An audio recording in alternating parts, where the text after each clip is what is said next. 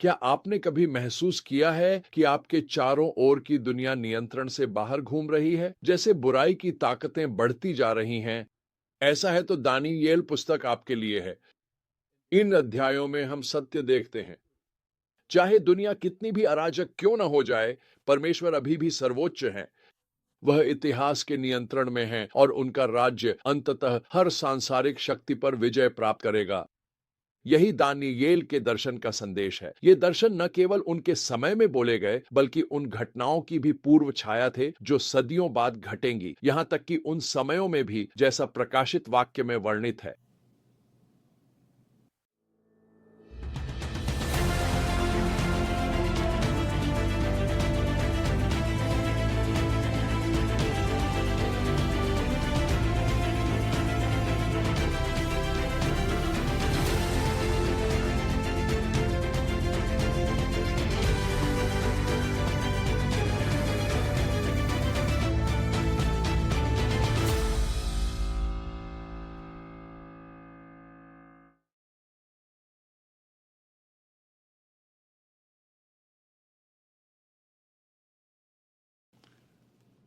आइए दानियेल के दर्शन में गहराई से उतरे। अध्याय 7 से शुरू करें। दानियेल समुद्र से उठते 4 भयानक पशु देखता है। हर एक एक शक्तिशाली साम्राज्य का प्रतिनिधि है।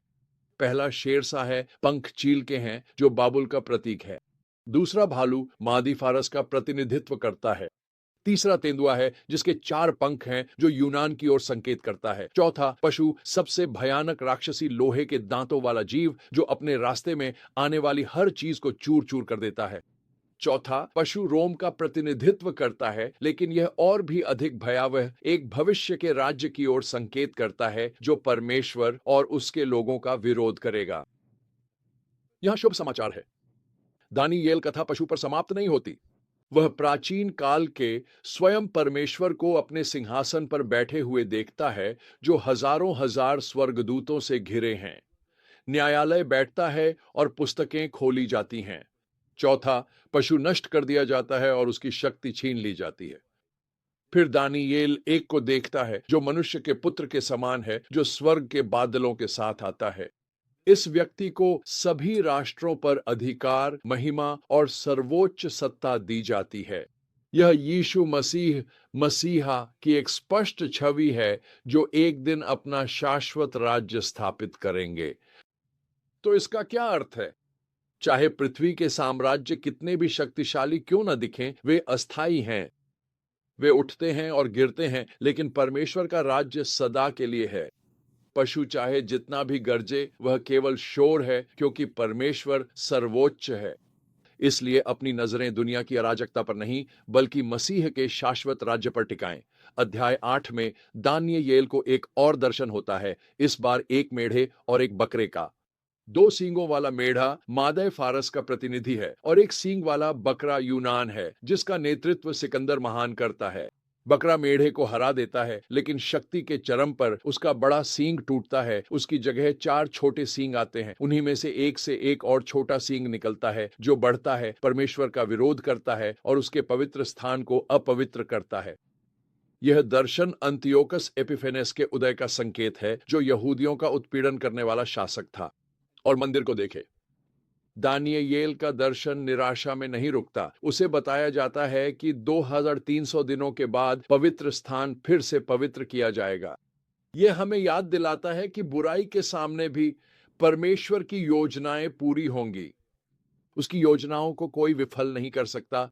अध्याय 5 में हम परमेश्वर की प्रभुता का नाटकीय उदाहरण देखते हैं। बाबुल के राजा बेलशज्जर ने भव्य भोज आयोजित किया। यरूशलेम के मंदिर के पवित्र पात्रों का उपयोग कर वह अपने झूठे देवताओं के नाम पर जाम उठाता है। अचानक एक रहस्यमय हाथ प्रकट होता है और दीवार पर लिखता है, मैंने तेकेल परसिन। दानियेल संदेश अनुवाद करता है, परमेश्वर ने बेलशज्जर के राज्य के दिनों की गिनती कर ली है, उसे तराजू पर तौला है और उसे हल्का पाया है, और उसका राज्य मादी और फारसियों के बीच बांट दिया है। उसी रात बेलशज्जर मारा जाता है और दारियुस मादी उसका राज्य ले लेता है। याद रखिए, राजाओं के उत्थान और पतन परमेश्वर के हाथ में ही है।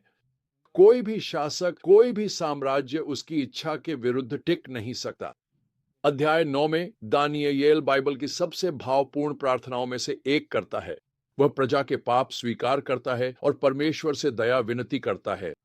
इसके उत्तर में स्वर्गदूत गब्रियल प्रकट होता है और आने वाले मसीह की भविष्यवाणी प्रकट करता है। गब्रियल 70 सप्ताहों की बात करता है, जो एक ऐसा समय है जो मसीह के आगमन, उसकी मृत्यु और अंततः उसके शाश्वत अनंत राज्य की स्थापना की ओर संकेत करता है। यह भविष्यवाणी सांत्वना देने वाली भी है और चुनौतीपूर्ण भी। यह हमें याद दिलाती है कि परमेश्वर की योजनाएं सटीक हैं और वह इतिहास में अपनी इच्छाओं को पूरा कर रहा है। अंत में 12वें अध्याय में दानियेल को अंत समय का दर्शन मिलता है। वह महान संकट का समय देखता है, लेकिन परमेश्वर की प्रजा के लिए उद्धार का समय भी देखता है। यह आशा का एक वादा है उन सभी के लिए जो परमेश्वर पर विश्वास करते हैं। चाहे संसार कितना भी अंधकारमय क्यों न हो जाए, जो उसके हैं उन्हें न्याय मिलेगा और उन्हें प्रतिफल मिलेगा। हम इन सत्यों को आज कैसे लागू करें? हमें याद रखना चाहिए कि परमेश्वर सब कुछ नियंत्रित करता है। जब समाचारों में अराजकता भरी हो, जब बुराई विजयी दिखे, तब भी हम इस ज्ञान में विश्राम कर सकते हैं कि परमेश्वर अब भी अपने सिंहासन पर विराजमान है। वह राष्ट्रों के उत्थान पतन को देखता है और वह संसार में अपनी योजनाओं को पूरा कर रहा है। दूसरा, हमें शाश्वत दृष्टिकोण के साथ जीना चाहिए। इस संसार के राज्य सिर्फ अस्थाई ही हैं। परमेश्वर का राज्य सदा के लिए है। मसीह के अनुयायियों के रूप में हम उस शाश्वत राज्य के नागरिक हैं। इसका अर्थ है हमें संसार के पशु से डरना नहीं है। हमारी आशा मसीह में ही सुरक्षित है। अंत में हमें भी दानियेल की तरह प्रार्थना करने वाले बनना चाहिए। वह अपने लोगों के लिए मन से प्रार्थना करता था, उनके पाप स्वीकार करता था और परमेश्वर की दया चाहता था। एक ऐसी दुनिया में जो अक्सर नियंत्रण से बाहर लगती है, प्रार्थना हमारा सबसे बड़ा हथियार है। यह हमें उस परमेश्वर से जोड़ती है जिसके हाथों में सब कुछ है। दानियेल का संदेश स्पष्ट है। परमेश्वर संप्रभु है, उसका राज्य शाश्वत है और उसके लोग अंततः विजयी होंगे। तो यदि आप दुनिया के इस अराजकता से अभिभूत हैं, तो हिम्मत रखें। दरिंदे चाहे जितना भी गरजें, वे जीत नहीं सकते। प्राचीन काल का वह परमेश्वर अब भी अपने सिंहासन पर विराजमान है और उसका पुत्र राजाओं का राजा फिर से आने वाला है। इस सच्चाई को आज अपने मन में दृढ़ता से बिठा लें